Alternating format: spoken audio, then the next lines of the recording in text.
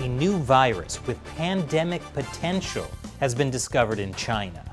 Is this coronavirus 2 electric boogaloo?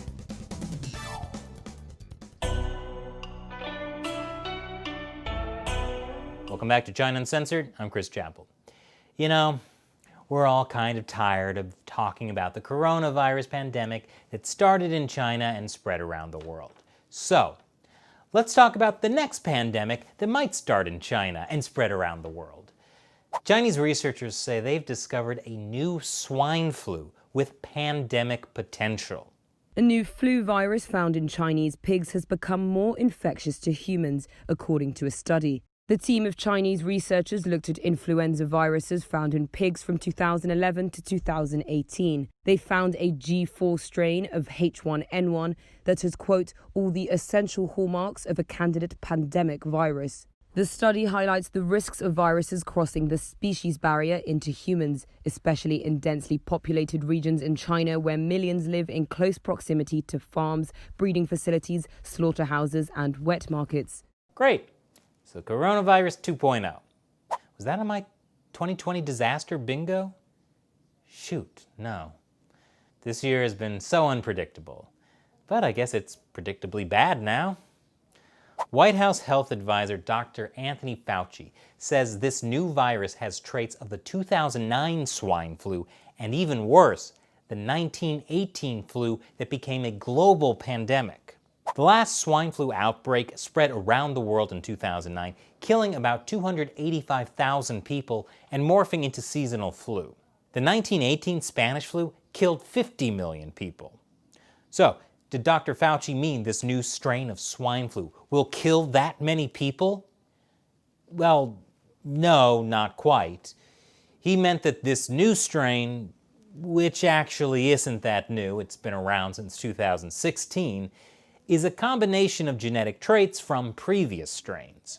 Science magazine reports the G4 variant virus has genes from 3 types of H1N1, the Eurasian avian flu, the strain that caused the 2009 pandemic, and a North American strain that has genes from pig viruses.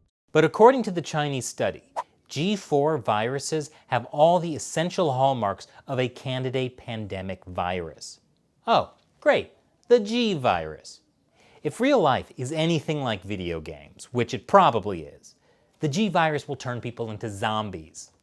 I learned that from the scientific study Resident Evil. Were zombies on my 2020 disaster bingo? Zombie president?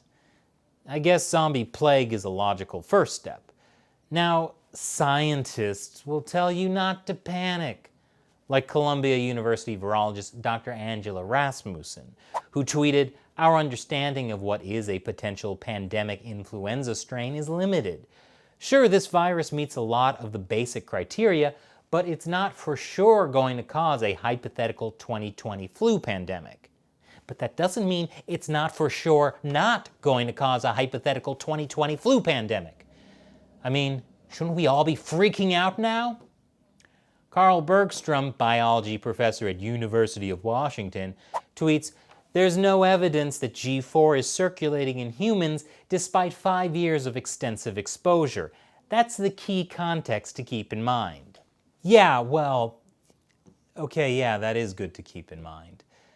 The study looked at pigs in 10 Chinese provinces between 2011 and 2018.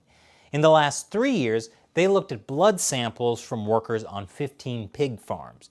About 10% of them had antibodies to the disease, which means, so far, it has infected some people without causing disease. But health experts fear that could change without warning. So yes, be afraid.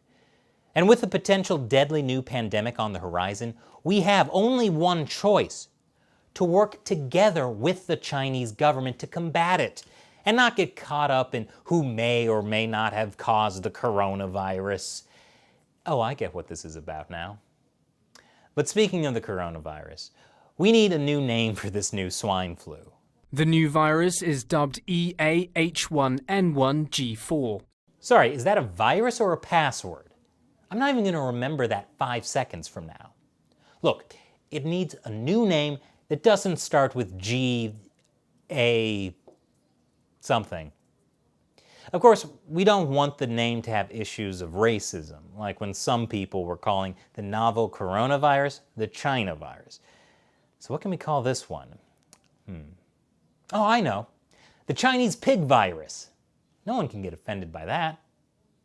Now it's a time when I answer questions from you, my loyal 50-cent army, fans of the show who support what we do through the crowdfunding website Patreon. Maldoon7 asks, Chris, did the recent border clash between India and China pivot India towards the West in the long term? Excellent question. So for a long time, India has essentially been sussing out the US and China. Both are powerful countries, but who will make the better deal? That gave India a lot of bargaining power with both countries. The Trump administration has been working hard to woo India and its Prime Minister, Narendra Modi. Earlier this year, the US surpassed China as India's largest trading partner. US officials stopped calling the region the Asia-Pacific and now call it the Indo-Pacific to give India more cred. The Indo-Pacific. The Indo-Pacific. Indo-Pacific region. And this year, Trump made a personal visit to India. And he certainly seemed to make a splash. US President Donald Trump arrived in India on Monday to a raucous reception. Crowds of tens of thousands roared Namaste Trump at the world's biggest cricket stadium in Ahmedabad. And it was very clear why Trump was meeting with Modi. India and the US have built close ties, and officials say Trump's two-day visit is a sign of their converging interests, one being to counter China's rise as a superpower.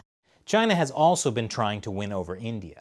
But they're also looking to expand their reach in the Indo-Pacific, including in areas surrounding India, like Nepal, Pakistan, and Sri Lanka. China has also been encroaching on a disputed border with India, which ultimately resulted in a clash where 20 Indian soldiers were killed. India is now fighting back economically. 3 major business deals with China worth more than $600 million were suspended. Indians are boycotting products made in China. And India has even banned dozens of Chinese apps, including TikTok. So I wouldn't be surprised if India and the US start getting a lot closer. And yes, India-China border war is on my 2020 disaster bingo. Thanks for your question, Maldoon7. And for all of you watching, consider joining the China Uncensored 50-cent army. You'll have a chance to ask me questions on the show, and there are some other cool perks as well. Check out patreon.com/China Uncensored to learn more. And be sure to subscribe, even if you already have, because YouTube has been secretly unsubscribing fans for some reason. Thanks for watching China Uncensored. Once again, I'm Chris Chappell. See you next time.